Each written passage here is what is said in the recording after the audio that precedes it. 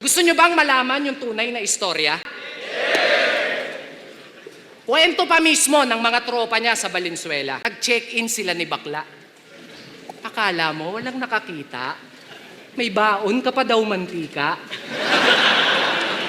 Merkules ka ng tanghali, sinubo, niluwa ka daw, buwan na ng wika. Kinang ina, minarinade.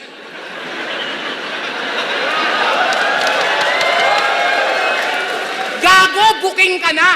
Kung si Luni bukas na libro, ikaw open for booking ka.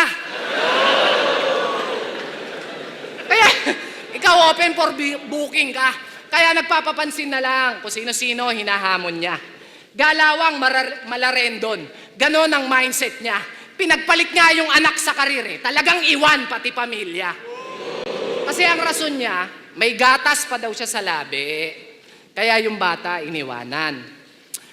Hindi niya pa daw kayang magpadede. Kaya sana inyong maintindihan. Mas pinili niya kasing magpasuso dun sa bakla niyang ginagatasan. Simen, talagang kupal ka. Talagang kupal ka. How come na nakilala ka bilang tamod ni Luni pero di nang sarili mong similya? Akala mo may kasunod pa. Simen, kupal, tamod, similya, namnamin mo muna!